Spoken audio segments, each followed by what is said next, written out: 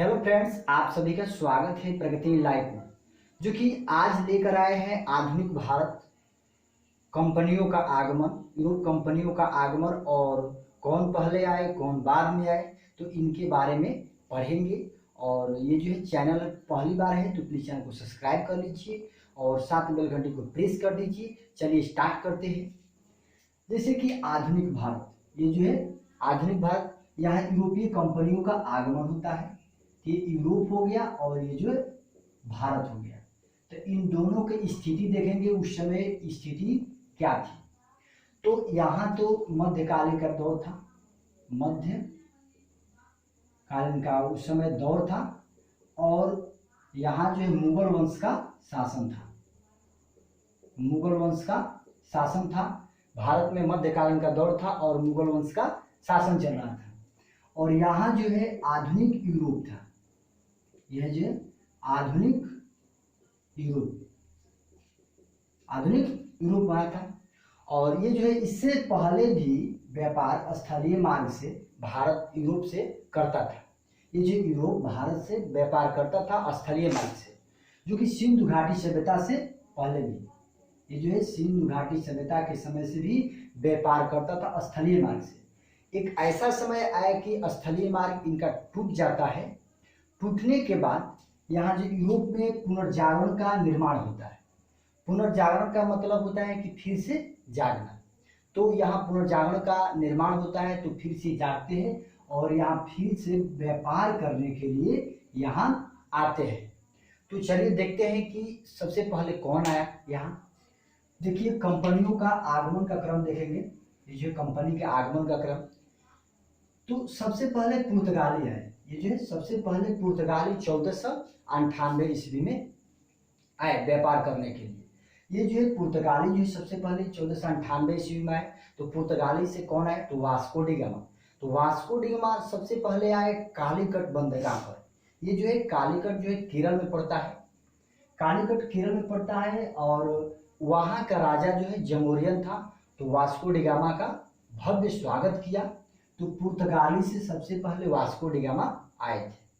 और उसके बाद जो है डच, ये जो है डच जो है 1595 ईस्वी में वहां से चले। डच जो है 1595 ईस्वी में चले। भारत इंडोनेशिया घूमते हुए पहले इंडोनेशिया में गए और उसके बाद भारत में आए, तो ये व्यापार करने के लिए। और उसके बाद जो है अंग्रेज आते हैं। अंग्रेज 1600 ईस्वी में अंग्रेज यहाँ आते हैं और फ्रेंच जो है 1664 ईस्वी में। ये जो है ये पुर्तगाली वो पहले आते हैं, उसके बाद डच आते हैं, उसके बाद अंग्रेज आते हैं, उसके बाद फ्रेंच आते हैं। तो इनको क्रम याद होना चाहिए। अब देखते हैं कि इनके कंपनियों के स्थापना का क्रम, कौन पहले कंपनी स्थापित किए। देखिए ये जो है पुर्तगाली है 1498 ईस्वी में। और ये जो 5 साल बाद जो है कोचिंग में जो है अपना कोठी स्थापित करता है।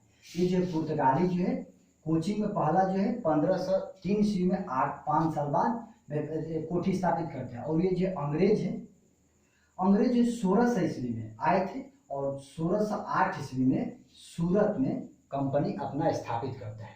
तो ये ईस्ट इंडिया कंपनी जो है, देखिए 31 दिसंबर 1600 को महारानी एलिजाबेथ प्रथम ने ईस्ट इंडिया कंपनी की स्थापना की थी। ये जो है महारानी, ये जो है रानी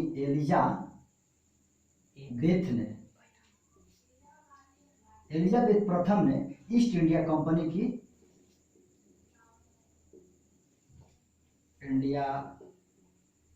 की स्थापना की।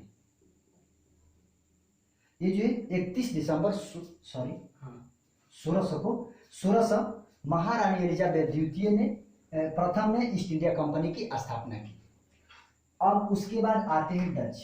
ये जो है देखिए यहाँ पहले डच आया था और यहाँ जो है कंपनी स्थापित की डच अंग्रेज के बाद। ये 1602 ईस्वी में डच जो है मसूलीपट्टनम में 1605 ईस्वी में अपनी कंपनी को स्थापित करता है। ये जो है कितने साल बाद, तो 3 साल बाद जो है डच जो है मसूलीपट्टनम में अपनी कंपनी स्थापित करता है।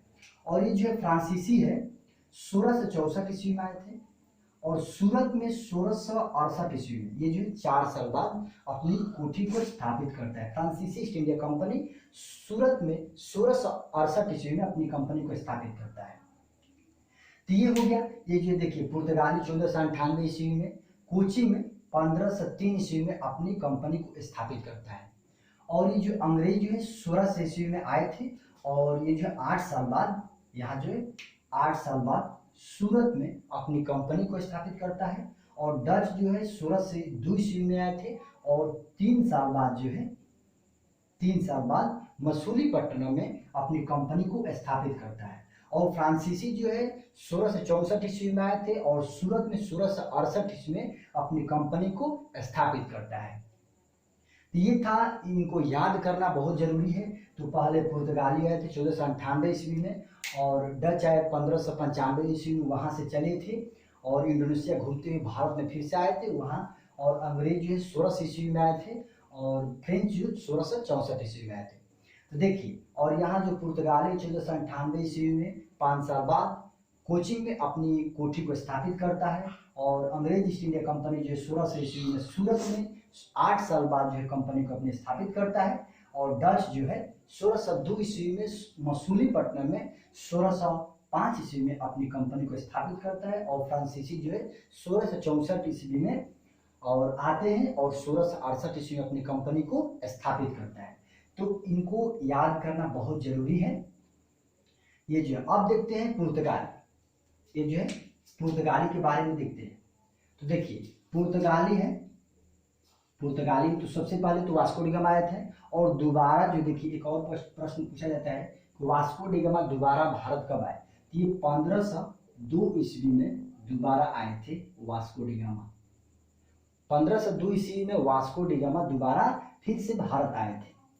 तो सबसे पहले फ्रांसिस्को डी अल्मेडा, ये जो है फ्रांसिस्को डी अल्मेडा जो है आते हैं 1505 ईस्वी में और 1509 ईस्वी तक रहते हैं। 1505 में आते हैं, 1509 तक रहते हैं फ्रांसिस्को डी अल्मेडा। ये जो है आते हैं कंपनी को कार्यभार संभालने के लिए। तो ये आते हैं तो शांत जल की नीति, पानी पर कब्जा कर लिया। देखिए शांत जल की नीति को ये करते हैं, जिसे ब्लू वाटर पॉलिसी कहा जाता है। तो प्रश्न पूछा जाता है कि शांत जल की नीति या ब्लू वाटर पॉलिसी किसने चलाया, तो फ्रांसिस्को डी अल्मेडा ने। तो इसने इसलिए कब्जा किया था कि दूसरा कोई देश के आकर यहाँ कोई व्यापार न करे, मेरे कब्जे मेरे अनुसार ही आए और यहाँ व्यापार करे। तो इनके मत से अब उसके बाद फ्रांसिस्को डी अल्मेडा के बाद आते हैं अल्बुकर्क।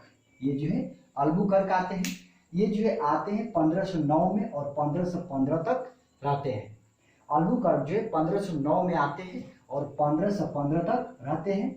और अल्बुकर्क को पुर्तगाली कंपनी का वास्तविक संस्थापक कहा जाता है। अल्बुकर्क को पुर्तगाली कंपनी का वास्तविक संस्थापक कहा जाता है। और ये अल्बुकर्क 2 काम किए थे, गोवा को जीत लिया और सती प्रथा को बंद कर दिया। अब देखते हैं कि गोवा को, देखिए गोवा को अल्बुकर्क ने 1510 ईस्वी में कब्जा कर लिया और वहां का जो है आदिल शाह से, देखिए अल्बुकर्क जो है गोवा को किससे जीता था, तो आदिल शाह, गोवा का यहाँ का शासक था, गोवा का शासक था आदिल शाह। तो इससे जो है गोवा को जीत लिया था 1510 ईस्वी में। और यहाँ जो सती प्रथा को बंद कर दिया।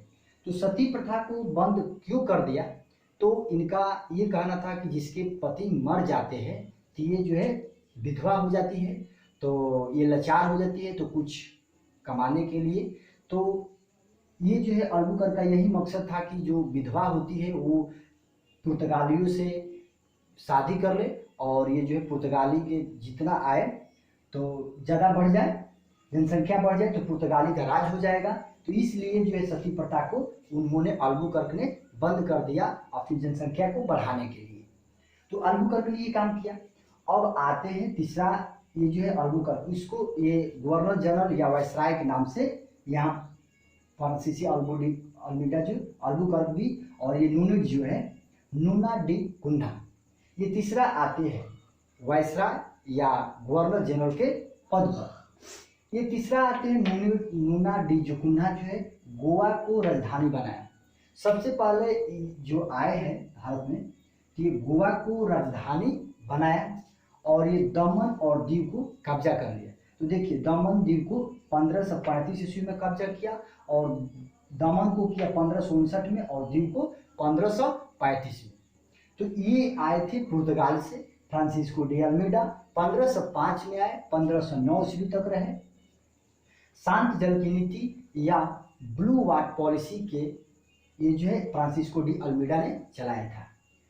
और आते हैं अल्बुकर्क, जो पुर्तगाली कंपनियों का संस्थापक अल्बुकर्क को कहा जाता है। इन्होंने 1505-9 ईस्वी में आते हैं, 1515 तक रहते हैं। ये जो है गोवा को जीत लिया।